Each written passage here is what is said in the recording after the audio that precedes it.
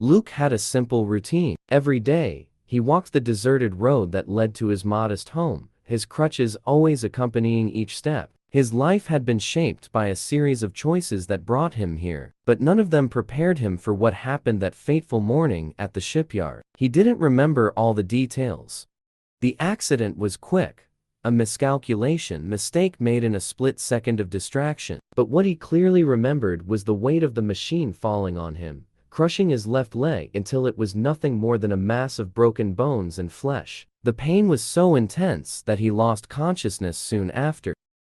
When he woke up, he was already in the hospital, with his leg amputated. The shipyard was a tough place, and his co-workers, who had once enjoyed their spare time together, now seemed distant and uncomfortable when looking at him. They still helped him, of course, but they knew the accident hadn't been anyone's fault in particular.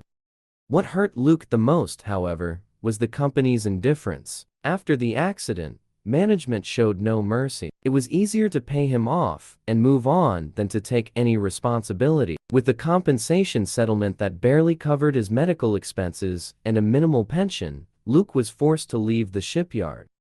What had once been a steady, regular job became a bitter memory. But the pain of losing his leg was much more than physical. He lost his independence, his sense of purpose. He was in a small town, where compassion for someone like him seemed limited. The world out there was made for those who could walk, run, work. He was now a burden. This was how Luke became accustomed to his new reality. The sound of his crutches hitting the asphalt became a clear sign that he was alive, but lost, in a life that was no longer his. The house where he lived, a simple and cheap construction, was far from being a welcoming home.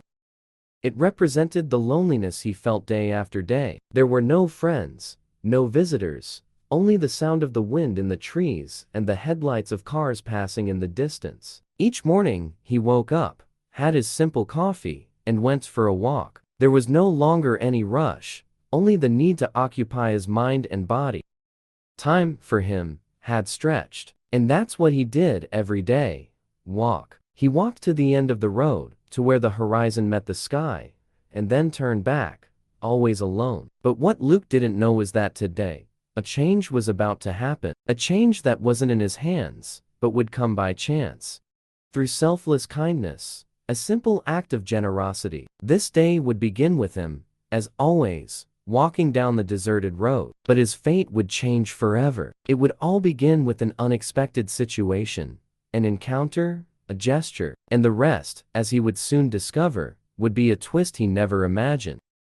Luke was returning home after another ordinary day. The sun was setting on the horizon, painting the sky with a soft orange that stretched over the empty field. The shadows of the trees stretched across the road, but Luke didn't mind. He was used to the stillness of the landscape around him. Each step on his crutches was a reflection of his daily routine. Tired, but determined to keep going, he had just passed the old gas station by the side of the road when something caught his attention. On the shoulder of the road, beside a car, there was a black SUV. The luxury vehicle had a visibly flat tire, and the driver, who was outside the car, seemed to be having trouble solving the problem. Luke hesitated for a moment. He wasn't in the habit of interacting with strangers, let alone with people who seemed to live in a world very different from his. But something made him stop. Maybe it was because he knew what it was like to be in trouble, without help. Or maybe it was simply the desire to feel like he still had something to offer the world.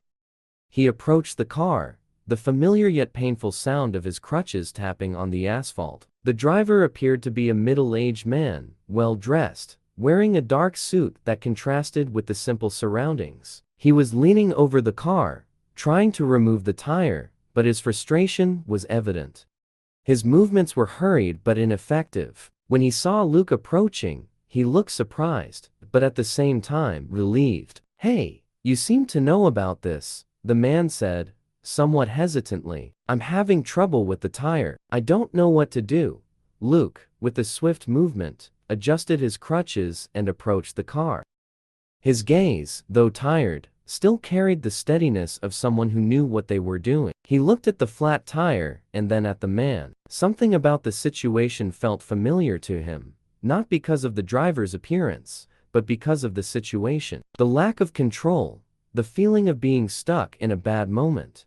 He felt a connection to the man, even if it wasn't the same pain he carried. "Don't worry, I'll do it for you," Luke said, his voice deep but calm. He didn't want to talk anymore, just to act. With surprising dexterity, despite his limitations, Luke began working. The crutches, which for many were a symbol of weakness, became his allies. He carefully bent down, feeling the pain in his leg, but ignoring it, and began removing the jack from the car. The man watched in silence, clearly impressed by Luke's skill. He tried to offer help, but Luke gently pushed him away. "Don't worry," Luke replied, "you just stay there.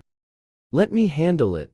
Minutes passed as Luke, with patience and precision, removed the flat tire and replaced it with the new one. Sweat ran down his face, but he didn't stop. The task was simple, but for someone in his condition, it was a small achievement. The man in the car remained silent, probably surprised that someone in Luke's situation could do something he couldn't. When the tire was finally changed, Luke stood up slowly, wiping his sweaty hands on his pants. He didn't smile, but the weariness on his face was more of relief than exhaustion. He looked at the man, who was now watching him with a new look of respect. "It's done," Luke said, adjusting his crutches. "No need to thank me. Doing good is enough." The man stood still for a moment, processing what had just happened. He seemed surprised, even touched, by the gesture. At first, he seemed reluctant to accept the kindness without expecting anything in return. But soon, with a sincere smile, he stepped closer to Luke. "I don't know how to thank you," he said, still trying to understand the gesture. "You saved me. I don't know what I would have done if you hadn't shown up." Luke looked at him with a calm gaze. "Just move on. That's what matters." Before the man could say anything more, was already beginning to walk away. He didn't need recognition, didn't need anything other than to take another step down the road, continuing his journey as he always did. The man's gratitude, though genuine, was not something Luke desired. He didn't want anything more than the quiet solitude and slow pace of his everyday life. But as he turned to walk back home, Luke didn't see the man get in the car and drive away. He was standing, watching him, still with that look of respect. The feeling that something was about to change hung in the air, but Luke didn't notice. The next morning, Luke woke up early, as he always did. The coffee was lukewarm and simple, just the way he liked it, and the house remained silent, just as he left it. It was a routine he knew by heart: have coffee, look out the window, and walk to the road. Nothing had changed, but that morning, something was in the air, something he couldn't identify, but was beginning to feel. He was in the middle of the road when he heard the sound of an engine in the distance. It wasn't unusual for cars to pass by. After all, the road connected small towns, but the sound of the engine seemed heavier, closer. Luke turned around and, looking in the rearview mirror of his mind, recognized the silhouette of the same black SUV. The vehicle stopped in front of his house with the soft noise of tires on the asphalt. Luke approached with a hesitant step, wondering what could have happened now. He wasn't used to interacting with the few strangers who crossed his life, and the visit from the previous day was still fresh in his memory. The driver, that well-dressed man he had helped with the flat tire, was at the car door.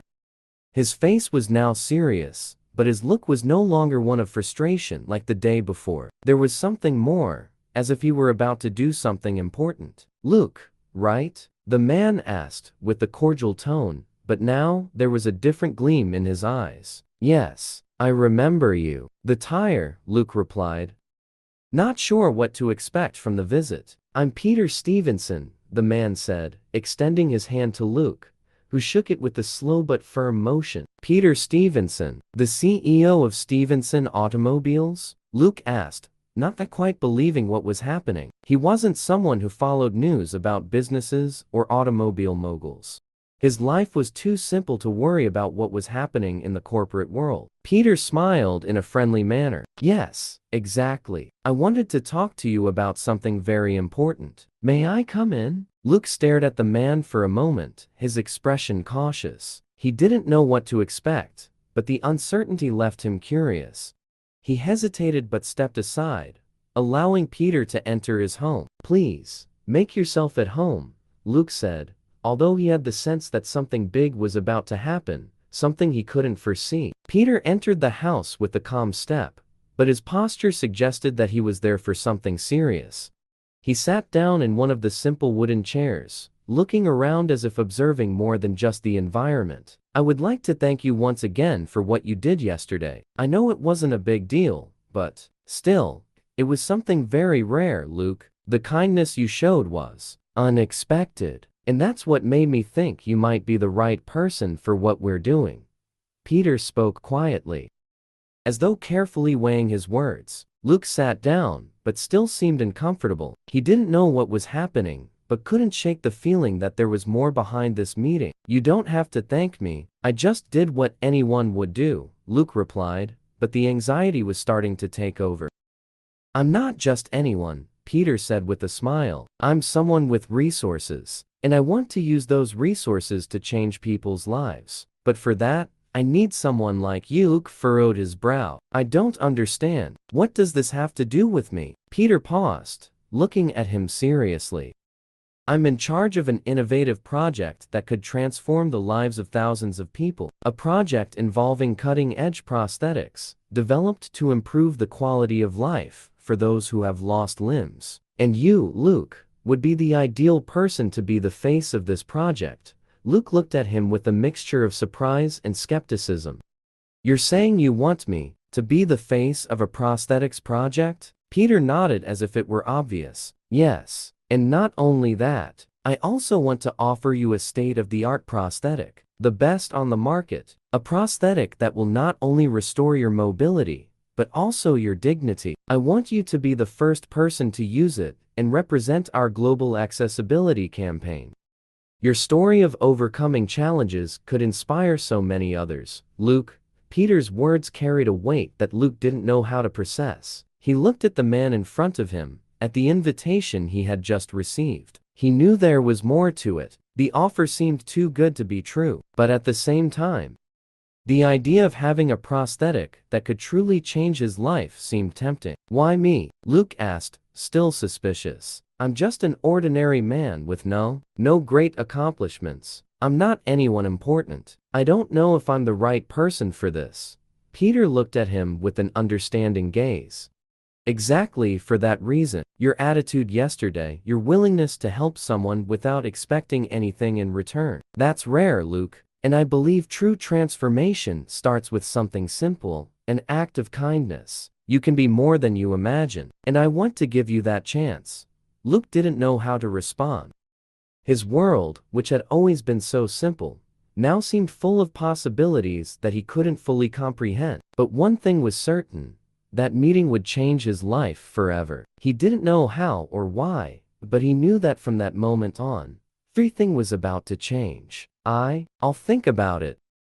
"I need some time," Luke said, his voice still filled with hesitation. Peter smiled, understanding. "Of course, I understand. But remember, Luke, opportunities like this don't come around twice. You have the chance to not only change your life, but the lives of many others. I'll be waiting for your response." With a nod, Peter stood up and left Luke's house, leaving him alone with his thoughts. Luke looked out the window, trying to process everything he had just heard. What would he do now? Would he accept the invitation and change his life? Or would he return to his simple routine, far from anything that seemed more than he deserved? In the days that followed Peter Stevenson's visit, Luke spent more time looking at the road than actually walking down it. His crutches, which had once been just part of his routine, now felt heavier. He felt as if he were carrying a choice, a decision that was slowly consuming him. He couldn't stop thinking about what Peter had said. The invitation was there, but the fear of accepting something so grand, something so beyond his reach, paralyzed him. It was a world so different from his. Luke had always been a simple man, used to his modest life, to his limitations. He had never imagined that one day he would be at the center of something so big.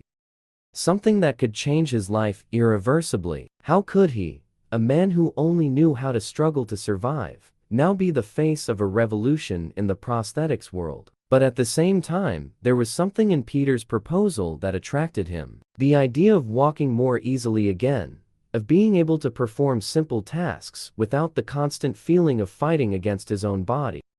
It seemed like a distant dream, something impossible to achieve. A week after the visit, Luke decided he needed to go to Stevenson Automobile's headquarters, where the prosthetics project was being developed. He didn't know what to expect, but he needed to see it with his own eyes. His curiosity and need to understand better what was at stake overcame his doubts. Perhaps there, he would find the answers he was looking for. The company building was imposing, a modern and sophisticated structure that reflected Peter Stevenson's success. When Luke entered the lobby, he was greeted by a polite assistant, who led him through long hallways to a spacious, well-lit meeting room. The place was quiet, with an air of exclusivity, as if it were reserved only for big names. Luke, with his simple demeanor and humble clothes, seemed out of place in that luxurious environment, but he was determined to understand what was going on. Peter greeted him personally, his friendly smile. As always, he made him feel comfortable, as if he were in his own home, even though the difference between the two worlds was striking. "Luke, I'm glad you decided to come here. I know this decision isn't easy, but I want to show you what we're doing, what you could be part of," Peter said, leading him to a table where several sophisticated prosthetics were displayed. They didn't look like anything Luke had ever seen before. They weren't just mechanical tools, but high-precision engineering pieces, with a modern and functional design. They looked like something that could give someone back the freedom they had lost. "These are the new prosthetics we've developed," Peter continued, pointing to one of the leg prosthetics. "They're lighter, more functional, and more adaptable than anything else on the market. We've used cutting-edge materials, something that was previously unthinkable for most people who need a prosthetic. What I want you to understand, Luke, is that we're not just creating an ordinary prosthetic. We're creating a new way of living."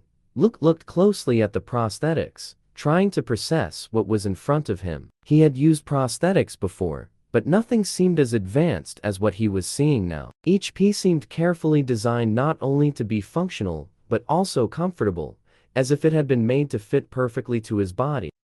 He felt a warmth in his chest imagining what that could mean for him. All this, seems too good to be true," murmured, his voice low but filled with hope. "I don't understand why you chose me, Peter." "Why me?" Peter smiled again, his look reflecting more than just sympathy. He seemed to see something in Luke that Luke hadn't yet understood. "I chose you because I saw something in your attitude, Luke, something I rarely see in the corporate world. Your kindness, your desire to help without expecting anything in return. It's rare. And that's what we want for our project. We want someone authentic, someone who understands the true value of our mission. You have the chance to be the face of this movement, to inspire others to see prosthetics not as a burden, but as an opportunity." Luke swallowed hard, feeling a mix of emotions. He had lost so much, and now, he was being offered something that could not only change his life, but also inspire others who were going through the same struggles he had. He still didn't know if he deserved that chance, but something inside him told him that this was the opportunity he had always sought, even without knowing it. I don't know what to say," I finally responded, his voice heavy with emotion. "This is more than I ever imagined." Peter approached and placed a gentle hand on Luke's shoulder. "You don't have to say anything, Luke. Just think about it. I know it won't be an easy decision, but I want you to know that what we're offering is not just a prosthetic. It's a new life." Luke sat at the table, the weight of his words still hanging in the air. He didn't know which path to choose. But as he looked at the prosthetic in front of him, something inside him finally sparked. Perhaps it was time to change, to take the next step, to finally find something that would make him feel whole again. And as scary as it was, he knew he was ready to discover what he could achieve with this opportunity. In the days following the visit to the Stevenson Automobile's headquarters, Luke began to reflect more deeply on what the opportunity offered to him truly meant. He knew it could change his life irreversibly, but he also knew it wouldn't be easy. He, who had always lived in anonymity, who had always been content with the bare minimum, would now be at the center of something much bigger, something that could benefit so many others. Weeks passed, and Luke couldn't stop thinking about the prosthetics and the project. He felt that his simple, solitary life was about to give way to a new chapter, but at the same time, the fear of the unknown paralyzed him. He had grown accustomed to living with what he had, with the difficulties of his condition. How could he allow himself to dream of something bigger? How could he accept that he deserved something that had always seemed impossible? But deep down, he knew he couldn't let this chance slip away. Peter's words still echoed in his mind.